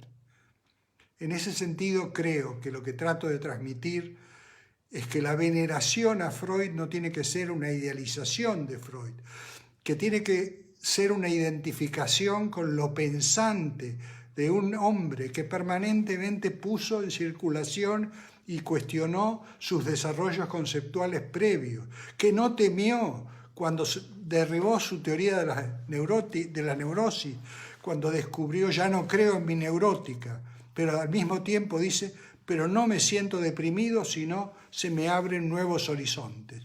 Es a ese Freud, al Freud pensante, pero no a lo pensado por Freud, que yo estimulo la identificación con la potencia de pensamiento de Freud, pero no con la letra de la obra freudiana, sino con el espíritu que se trasunta en ese cuestionamiento permanente donde Freud no jamás se estabilizó en una teoría, sino que se dedicó, cuando escribe, nada menos que más allá del principio de placer. Nosotros acá hablamos mucho de nuestras crisis actuales, de la pandemia. Freud escribe más allá del principio de placer después de que se le muere una hija, después de que padece la Segunda Guerra Mundial, y sin embargo esa muerte no impidió, lo mismo que no impidió que se siguiera pensando y siguiera reformulando su teoría. Fíjense que cuando Freud atraviesa la Primera Guerra Mundial, del 14 al 18, es cuando aprovecha para escribir su metapsicología. Dice, ya que no tengo pacientes, voy a aprovechar para pensar sobre mi práctica. Acá me hacen una pregunta, si puedo hacer algunas puntualizaciones sobre el narcisismo con la estructura perversa y el narcisismo, los caminos de la sexualización. Sería muy complejo, sí. Yo primero no creo en la estructura perversa, ahí entramos en una polémica, ¿no? Yo creo que la perversión yo la limitaría a aquellas personas que tienen relaciones sexuales con un otro no consintiente, es decir, a un pedófilo, pero no diría que un homosexual es un perverso. No diría que un masoquista es un perverso si consigue una pareja que acepte tener esa relación. Con lo cual lo que quiero decir es tengamos cuidado. Tengamos cuidado con pensar como la Iglesia Católica retrógrada, en pensar como Ratzinger, ni siquiera como Bergoglio, sino cuidado con esta moralización. En una época yo decía, porque tenía que ver con una crisis personal y de un análisis, que la teoría psicoanalítica es occidental y kleiniana. Y era cuando uno veía en muchos psicoanalistas una tendencia moralizante, superyoica. En ese sentido diría, revisemos a qué llamamos perversión. Yo propongo, no es original mío, así como puedo decir que las 4 modalidades narcisistas creo que tiene que ver con un desarrollo personal, En este caso podría ser Joyce McDougall, Sylvia Bleichmer, que hablaron de que llaman perversión solo cuando se ejerce la sexualidad con un otro que no tiene la posibilidad de negarse y de consentir. Por eso sí la paidofilia, etcétera, etcétera. Pero prefiero no hablar de estructura perversa. Prefiero tomar la perversión y limitarla. Y desde ya saber, por ejemplo, transmitirles a ustedes que hay una gama de homosexualidades que van desde situaciones donde el otro existe, donde el narcisismo es mínimo, a situaciones muy patológicas donde alguien no puede vincularse con el otro en términos de la subjetividad del otro. En ese sentido,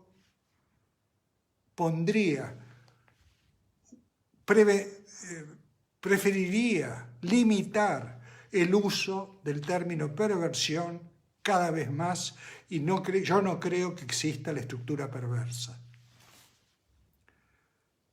Entonces, ¿no considera la perversión como una forma de estructuración del psiquismo? No. Yo creo que la perversión no es... Yo no creo en las estructuras psicopatológicas. Yo la única estructura a la cual apuesto es la estructura del aparato psíquico. Ello, yo, superyo, realidad. No creo que exista ni la estructura neurótica, ni la estructura perversa, ni la estructura psicótica. Primero, hablemos de estructura psicótica por un momento. ¿Qué tiene que ver una psicosis infantil con Schreber? Un hombre que a los 40 años hace un episodio psicótico. ¿Se puede definir una clínica tan heterogénea con un solo concepto? Y pensar, eso es lo que yo llamo fuga a la abstracción, estructura psicótica. ¿De qué estamos hablando? ¿De la esquizofrenia, de la psicosis infantil, de un episodio psicótico?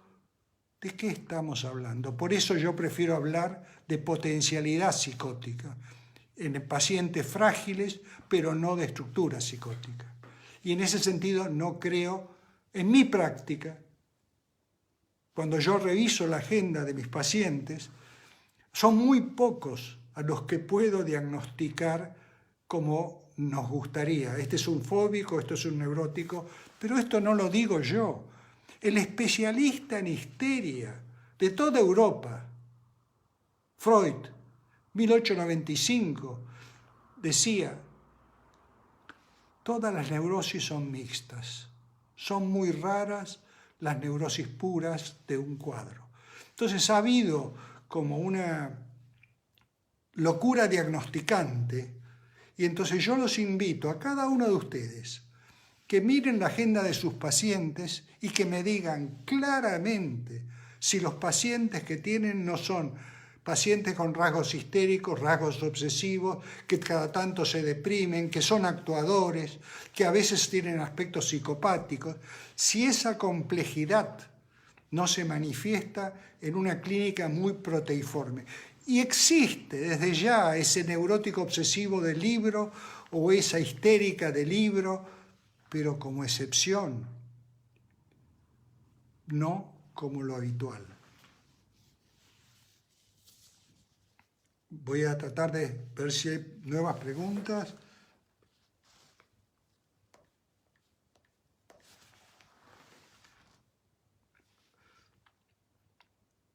¿Los síntomas son repetición? Sí, los síntomas se caracterizan por ser predominio repetitivo. En ese sentido, sí. El que tiene un síntoma fóbico tiene que ver más con la repetición que con la diferencia. En ese sentido, lo que nosotros nos especializamos es en ver cómo alguien tramita los conflictos y en lugar de producir síntomas, puede producir otras formas de compromiso que no sean sintomáticas. Como refería Winnicott, la importancia del juego en la creatividad y la construcción, pero al final lo que construye es el amor.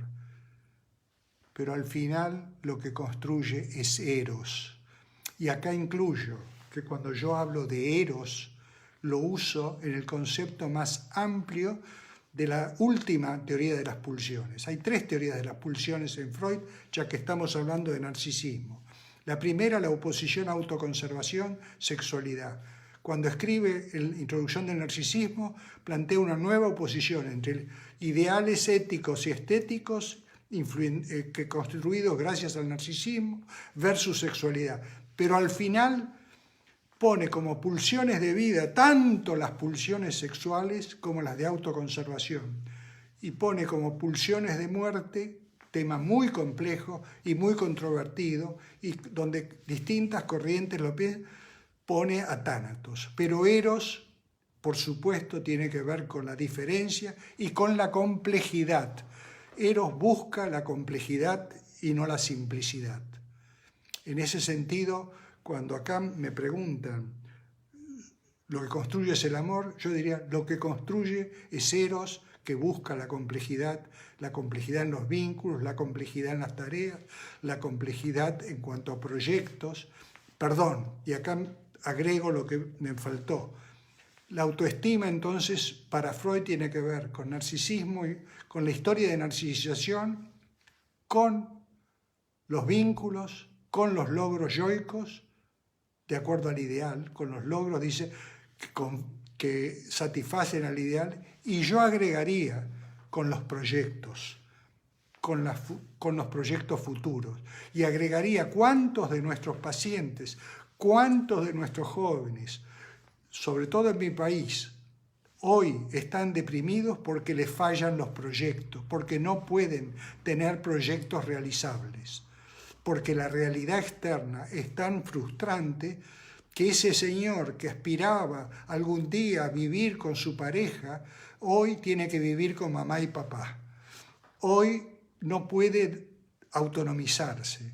Ahí lo que está fallando no es la situación actual, sino la imposibilidad de investir un futuro distinto. ¿Cómo pensar en este pase del narcisismo primario al secundario? Lo que pasa es que acá de nuevo tenemos que definir narcisismo primario. Yo llamo narcisismo primario, Freud también, al narcisismo primario cuando no hay discriminación yo no yo. En Freud hay 2 teorías del narcisismo. Una que es la de introducción del narcisismo, donde el narcisismo es producto del narcisismo de los padres. Y otra es la regresión que se da en la obra de Freud. Y con esto aprovecho para decir que no siempre una teoría progresa, a veces regresiona. Cuando plantea el narcisismo primario absoluto como anobjetal, como algo con lo cual se nace. Yo no creo en ese narcisismo primario anobjetal. Creo, por el contrario, en el narcisismo primario como indiscriminación yo no yo, a partir de la cual se constituye el yo, como pasaje del autoerotismo al narcisismo. O sea que en la etapa autoerótica hay un narcisismo primario de indiscriminación yo no yo. En narcisismo secundario tiene que ver cuando ya hay un objeto diferenciado del yo, pero que está investido narcisísticamente. ¿Qué cualidades tendría que tener el psicoanalista para ayudar al paciente narcisista? Y saber escuchar, ayudarlo, contenerlo, hacerle ver hasta qué punto hay una negación de la alteridad, hasta qué punto el propio análisis no es un ejercicio de la alteridad, hasta qué punto uno mismo no tiene que decirle permanentemente al paciente. Yo siempre, no siempre, algunas veces puse el ejemplo de una paciente que me decía, yo de adulta no quiero ser una adulta frustrada. Y yo le dije, no entiendo lo que me quieres decir. Yo entendía, si estoy en una conversación cotidiana, no soy tan imbécil de decirle, no entiendo lo que me quiere decir. Pero ella me tenía que explicitar qué era para ella el significado de ser una adulta frustrada. En ese sentido, la terapia analítica se basa en una ruptura del narcisismo, no solamente del paciente, sino del propio analista, en un trabajo que tenga por sustento el respeto a la alteridad, Freud decía, y es interesante, ¿no? Que todo paciente trae al análisis una demanda muy arcaica, que es que el otro me entienda más allá de las palabras. Esa demanda arcaica en analistas que hacían un culto del silencio o en analistas que se pasaban interpretando, había un chiste de Lelutier que decía: doctor, yo voy a llegar tarde, pero usted empiece nomás la sesión, ¿no? Entonces, esa demanda que todos nosotros esperamos encontrar al otro que nos entendía más allá de las palabras, es aquella demanda a la que hay que frustrar y decirle al paciente: no entiendo lo que me querés decir, no entiendo, podrías desarrollar más la idea, porque ahí mismo se está dando una ruptura de una ilusión de encontrar aquello objeto primordial al cual no había que explicarle nada porque no se entendía. Ese duelo por la ilusión de que nos entienda el otro más allá de la palabra es un duelo originario, y que la madre que acepta que el hijo es otro sabe que esa luna de miel tiene que terminarse, y que en un momento dado esa madre, aunque entienda lo que el niño dice, le dice: no entiendo, ¿podrías explicarlo mejor? Porque esa madre está pensando que los interlocutores futuros de ese niño van a ser primero sus compañeros de jardín, sus compañeros de colegio, sus parejas, y entonces no da pie a que esa ilusión necesaria en el comienzo de la vida se sostenga por mucho tiempo. Es la madre, y el padre también, por supuesto, quien introduce una dimensión temporal y simbólica, frustrando al niño en esa ilusión de ser uno con ella y haciéndole saber que ella no tiene otro recurso que escucharlo para que entenderlo, pero que entenderlo como otro. Es esa madre que, en lugar de angustiarse cuando el niño hace un chiste, se alegra. Nunca se me hubiera ocurrido esto que se te ocurrió. E inviste narcisísticamente en el pensamiento del niño. Cuando esa madre dice: qué interesante lo que estás diciendo, a mí no se me había ocurrido, lo que está haciendo es invistiendo narcisísticamente la capacidad de pensar. A la inversa, esa madre que se angustia cuando el niño dice algo inesperado está atacando el pensamiento, está ejerciendo una violencia secundaria, está atacando la autonomía del niño a través de una negación de la singularidad y de que ella tiene un poder que va caducando. El poder que la madre tiene sobre el niño, como los yogurts o la leche, tiene fecha de vencimiento. Pero hay madres que no tienen fecha de vencimiento y prolongan esa luna de miel indefinidamente. Eso va generando indudablemente un niño con trastornos de pensamiento, en el peor de los casos con psicosis. ¿Qué relación hay entre autoerotismo, narcisismo primario y lo que propone Piero Lañé sobre el proceso originario? David pregunta. Por supuesto, Piero Lañé caracteriza lo anterior. Ustedes saben que Freud hablaba de lo inconsciente reprimido y no prestaba mucha atención a lo arcaico. Decía: lo arcaico no es mi tema, déjenselo a Grodek. O vino Klein luego a hablar de lo arcaico. En Piero Lañé, lo originario tiene que ver con la indiferenciación yo-no-yo y con la dificultad en diferenciar al otro.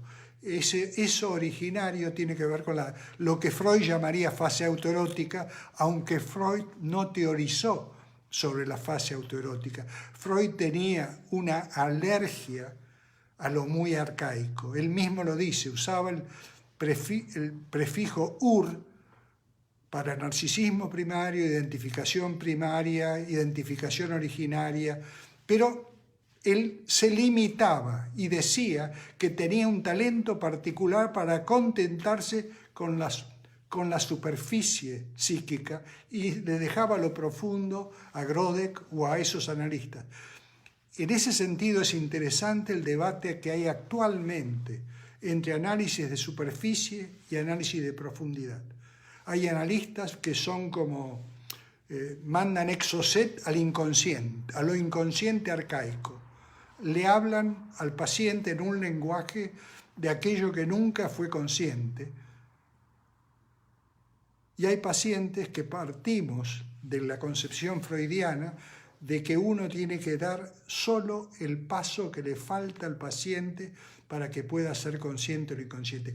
Esto no quiere decir que uno solo pueda ser consciente de lo que ya fue consciente.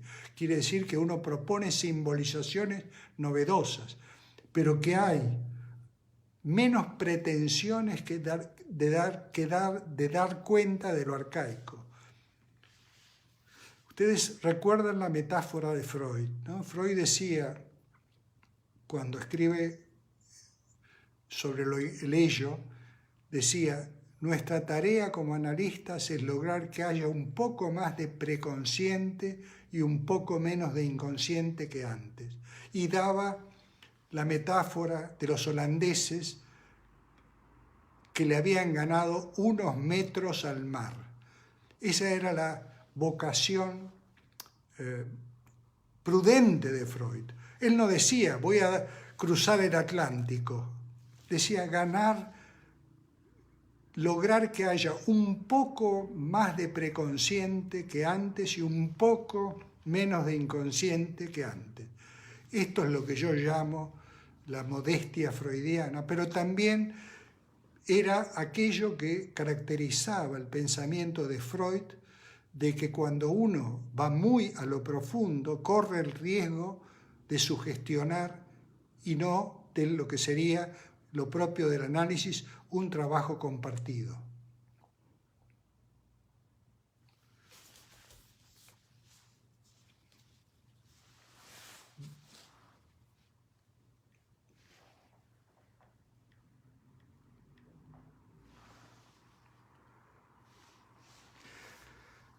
¿Qué relación tiene el narcisismo con el principio de realidad?, me pregunta Antonio Salas.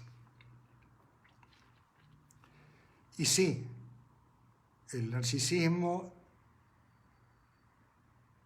justamente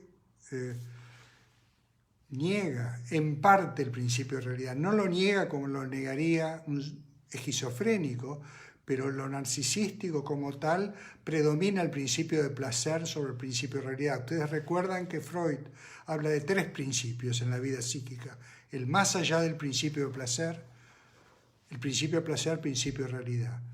A mayor narcisismo, menos principio de realidad. Con respecto, y acá yo tendría que decir, lo que pasa es que tengo miedo de complicar mucho las cosas, que nadie es totalmente narcisista, que el narcisismo no es un bloque. Alguien puede ser muy narcisista desde el punto de vista afectivo y poco narcisista desde el punto de vista intelectual. Alguien puede ser muy narcisista desde el punto de vista de que no tolera una frustración amorosa y puede tolerar decepciones de otro tipo. Es decir, que así como hablamos de la multiplicidad de problemáticas narcisistas, yo diría que el narcisismo no es un bloque. Y hay personas que tienen fragilidad narcisista en un aspecto de su vida y de otros aspectos son profundamente objetales, por decirlo.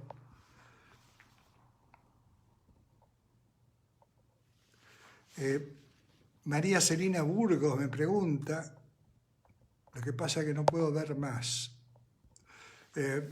la idea de trabajo compartido. En algunos ámbitos hay una especie de abuso.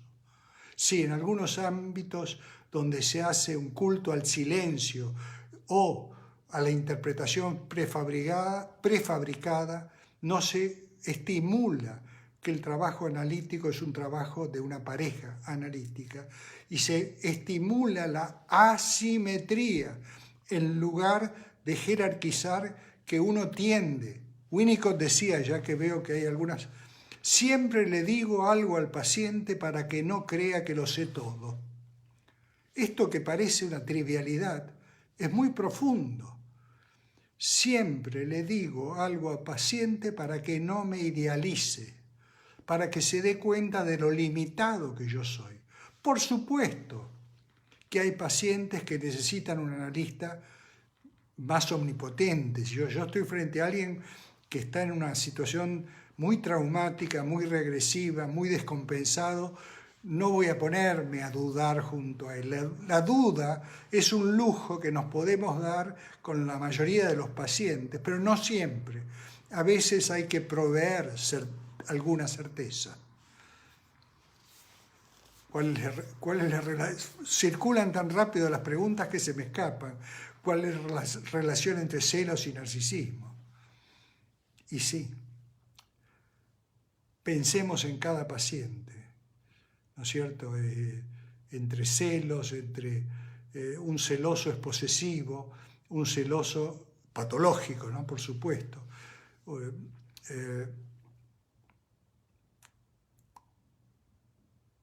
Una vez me tocó dar una conferencia en España sobre los celos y no sabía qué decir y entonces pensé en los celos como estructurantes de la vida psíquica. ¿Qué más productor de subjetividad para un niño que tener un hermanito y tener que compartirlo? Por supuesto que ese hermanito le va a producir celo, pero también ese hermanito cuestiona la omnipotencia de ser el único para la madre. En ese sentido, tenemos que hablar de celos patológicos y de celos normales. Y en ese sentido, los celos patológicos, por supuesto, están vinculados al narcisismo, a la vivencia de que si yo no controlo al objeto, seguramente me va a engañar, seguramente tengo un déficit narcisista, seguramente puede haber una proyección en el otro de mis propias fantasías, pero como todo lo dicho por Winnicott, veo que hay un winnicottiano militante. Sí, yo tengo la impresión que tanto Winnicott como Piero Lanier son los psicoanalistas que más pensaron en lo creativo, en el juego y en el futuro. Mientras que el resto de los psicoanalistas, muchos se han quedado a pensar, por eso yo agregué, cuando hablé de autoestima, la dimensión de proyecto. Creo que hay una temporalidad que tiene que ver con el futuro, que tiene una importancia enorme en los adultos mayores como yo y en la gente joven también. El futuro, por así decirlo, el futuro tiene un lugar en la metapsicología del funcionamiento psíquico fundamental. Y Winnicott fue todos los autores uno de los que más insistió en el campo del jugar, la ilusión, el placer, el futuro.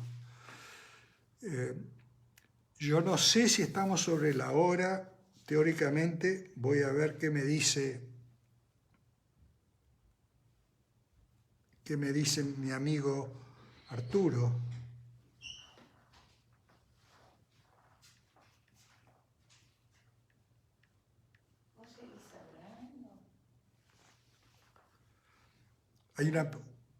Arturo no me dice nada. Doctor me dice, le mando unos saludos, pero no sé quién. Jesús Cisneros, ¿cuál es el sufrimiento en las patologías del narcisismo? El sufrimiento tiene que ver con los conflictos de los cuales hablamos. El sufrimiento del depresivo tiene que ver con tener una baja en la autoestima. El sufrimiento del esquizofrénico tiene que ver con la ruptura del yo. El borderline también con la imposibilidad de controlar. Las angustias predominantes son de intrusión, fusión, porque no tiene bien diferenciado el adentro del afuera. Los sufrimientos de los narcisistas que no toleran la alteridad es cuando el otro lo planta, le dice, hasta aquí llegamos, no continúo en esta relación.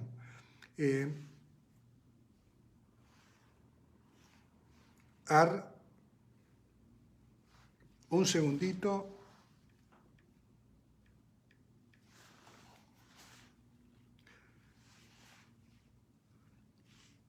Me pone con mayúsculas Arturo, Yoica es suyo, doctor.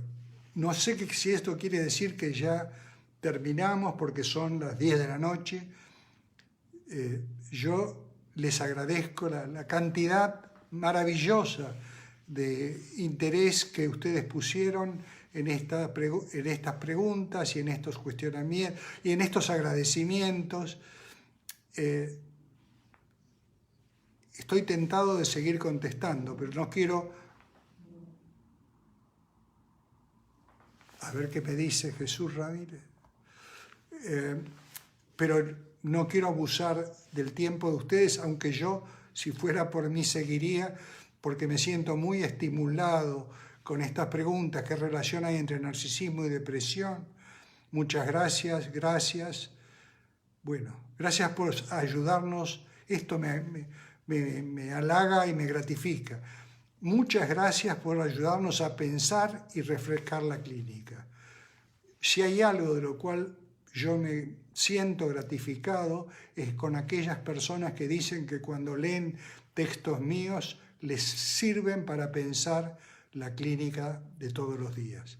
En este caso,